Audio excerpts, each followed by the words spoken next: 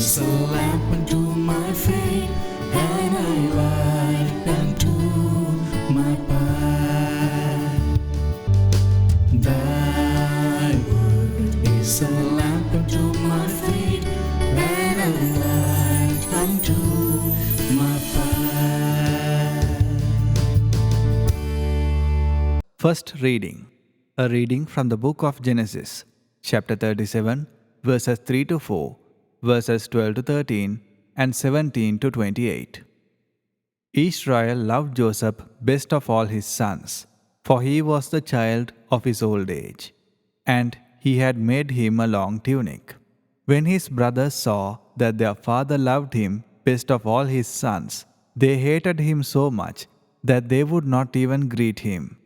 One day, when his brothers had gone to pasture their father's flock at Shechem, Israel said to Joseph, "Your brothers, you know, are tending our flocks at Shechem. Get ready, I will send you to them." So Joseph went after his brothers and caught up with them at Dothan. They noticed him from a distance, and before he came up to them, they plotted to kill him. They said to one another, "Here comes that master dreamer. Come on, let's kill him and throw him into one of the cisterns here. We could say that a wild beast devoured him. We shall then see what comes of his dreams." When Reuben heard this, he tried to save him from their hands, saying, "We must not take his life." Instead of shedding blood, he continued, "Just throw him into that cistern there in the desert, but do not kill him outright." His purpose was to rescue him from their hands and return him to his father. So when Joseph came up to them, they stripped him of the long tunic he had on. Then they took him and threw him into the cistern, which was empty and dry. They then sat down to their meal. Looking up, they saw a caravan of Ishmaelites coming from Gilead, their camels laden with gum, balm, and resin, to be taken down to Egypt. Judah said to his brothers, "What is to be gained by killing our brother and concealing his blood? Rather, let us sell him to these Ishmaelites, instead of doing away with him ourselves. After all, he is our brother, our own flesh." His brothers agreed. They sold Joseph to the Ishmaelites for 20 pieces of silver. The word of the Lord. A reading from the Holy Gospel of St. Matthew, chapter 21, verses 33 to 43 and 45 to 46. Jesus said to the chief priests and the elders of the people, "Hear another parable. There was a landowner who planted a vineyard, put a hedge around it, dug a winepress in it, and built a tower. Then he leased it to tenants and went on a journey. When vintage time drew near, he sent his servants to the tenants to obtain his produce. But the tenants seized the servants, and one they beat, another they killed, and a third they stoned. Again he sent other servants, more numerous than the first ones, but they treated them in the same way.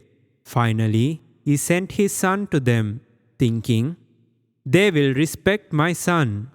But when the tenants saw the son, they said to one another, "This is the heir. Come, let us kill him and acquire his inheritance." They seized him, threw him out of the vineyard, and killed him. "What will the owner of the vineyard do to those tenants when he comes?" They answered him, "He will put those wretched men to a wretched death and lease his vineyard to other tenants, who will give him the produce at the proper times." Jesus said to them, "Did you never read in the scriptures, 'The stone that the builders rejected has become the cornerstone. By the Lord has this been done, and it is wonderful in our eyes?' Therefore, I say to you, the kingdom of God will be taken away from you and given to a people that will produce its fruit." When the chief priests and the Pharisees heard his parables, they knew that he was speaking about them, and although they were attempting to arrest him, they feared the crowds, for they regarded him as a prophet. This is the gospel of the Lord. In any of the construction, the main stone is taking the main place. That is why that stone is called the main stone. And the main stone we choose or we select from other stones. The main stone should be the strongest one. The main stone should be the stone that can hold on to, that can bear much weight upon it. And the main stone always should be the stone that connects other stones and that takes the weight of the other stones as well. So if the main stone would not be the strongest one, what happens? The construction work would fail. Jesus bringing up this parable of tenants, today taking the focus to himself, as he is the son of the owner of the vineyard, as he becomes the main stone.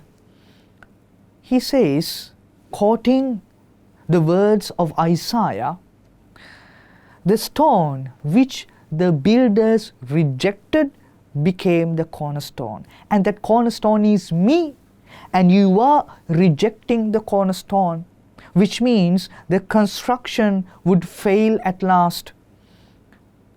Jesus truly became the cornerstone. He was the most strongest person. He was the most blessed person, holy of holies, and he was the cornerstone that took the weight of the sins of others to himself and bore everybody and hung to everybody, so that the construction of heaven would become a reality. Yes, it became a reality. And the church today is old for 2024 years, and this church is stood at the cornerstone, which means Jesus Christ himself.